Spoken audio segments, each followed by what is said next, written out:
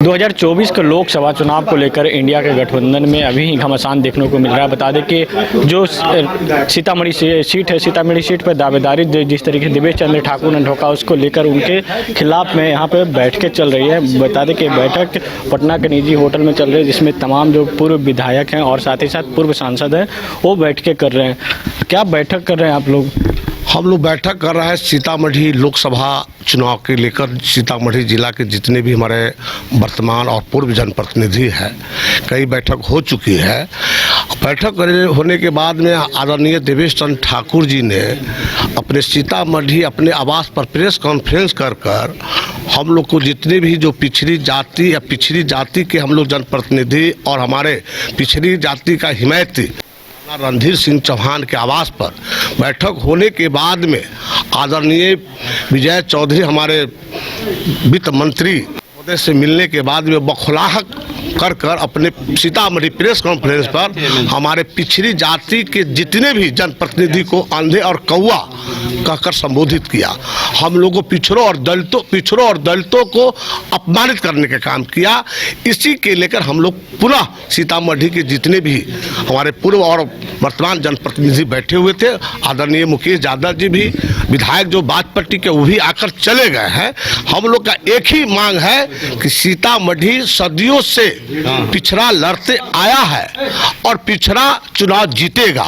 इसी के चलते हम लोग महागठबंधन के जितने भी हमारे जनप्रतिनिधि और पूर्व जनप्रतिनिधि है, एक होकर हम पिछड़ा का मांग करता हूं कि सीतामढ़ी से पिछड़ा लड़े और भाजपा को हराना है तो पिछड़ा को चुनाव लड़ाना होगा और पिछड़ा जब चुनाव लड़ेगा तो एनडीए हारेगा, महागठबंधन जीतेगा।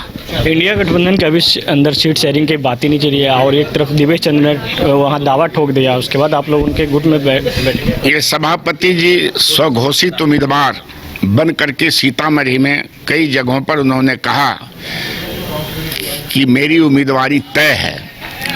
तो जितने भी लोग हम लोग महागठबंधन के हैं, जनता दल यूनाइटेड, राजद, कांग्रेस पार्टी के सभी भूत और वर्तमान जनप्रतिनिधि और जो पार्टी के नामचीन हस्ती हैं, सभी लोग बैठे थे सुनीता सिंह चौहान पूर्व विधायक के निवास स्थान पर। और उसमें ये कहा गया था कि ये पिछड़ों का सीट है और आज़ादी के बाद आज तक पिछड़ा ही लड़ते रहा है और पिछड़ा ही जीता है। फर्स्ट और सेकेंड दोनों पिछड़ा ही हुआ है, इसीलिए पिछड़ा को टिकट मिलना चाहिए। पिछड़ों के लिए हम लोगों ने आपस में बैठ करके एक दूसरे से राय विचार किया। इसके प्रतिक्रिया में वर्तमान सभापति जी ने अपनी मर्यादा के खिलाफ संवैधानिक पद पर बैठते हुए उन्होंने तमाम पिछड़ा समाज को, अशोक सम्राट के वंशज को, महाराणा के वंशज को और कृष्ण के वंशज को उन्होंने कौवा कहा, अंधा कहा, क्या क्या कहा, वो उनके डिक्शनरी में उनको मुबारक हो। और फिर हम लोग दिल्ली के नेशनल एग्जीक्यूटिव में भी हम लोग गए थे। वहाँ से एक न्यूज देखा कि इन्होंने कहा कि कार्यकारिणी में और राष्ट्रीय परिषद में मेरी उम्मीदवारी तय हो गई। आप सभी जागरूक लोग हैं, नेशनल काउंसिल या कार्यकारिणी पार्टी के नीति सिद्धांत के लिए बैठक में निर्णय या प्रस्ताव होता है, उम्मीदवारी के लिए नहीं।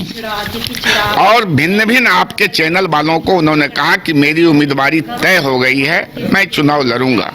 उम्मीदवारी देना एक अलग बात है, लेकिन बेवजह महागठबंधन के लोगों में भ्रम पैदा कराना, कार्यकर्ताओं में नाराजगी पैदा कराना, ये इनकी आदत बन गई है। और मैं आपके चैनल के माध्यम से मैं निश्चित रूप से उनके नैतिकता पर सवाल उठाता हूं कि उन्होंने आज से 6 वर्ष पहले जब जनता दल यूनाइटेड छोड़े थे तो उन्होंने भारे का घर कहा था।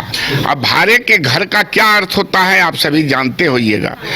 2019 में सीतामढ़ी से एक पिछड़ा समाज का जनता दल यूनाइटेड का उम्मीदवार बना और इन्होंने नेतृत्व पर उंगली उठाने का काम किया कि पैसा लेकर के उम्मीदवार बनाया गया है। मैं डंके के चोट पर कहता हूं कि विश्व में हमारे नेता के हमारा जो नेतृत्व है, वर्तमान मुख्यमंत्री नीतीश कुमार जी और जनता दल यूनाइटेड के राष्ट्रीय अध्यक्ष, उन पर कोई उंगली नहीं उठा सकता है और ये शुभचिंतक बनते हैं।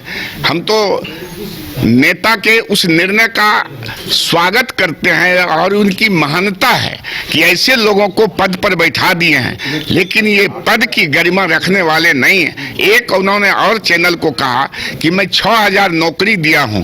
ये मेरे नेता के इकबाल पर उंगली उठाने की बात है। उनकी क्या हैसियत है कि एक सीट पे, उस सीट पे आप भी दावेदारी ठोक रहे हैं कि लगभग मेरा भी तय है। एक तरफ दिवेश चंद्र ठाकुर कह रहे हैं कि मेरा तो तय हो गया है। नहीं, मेरा तय नहीं है।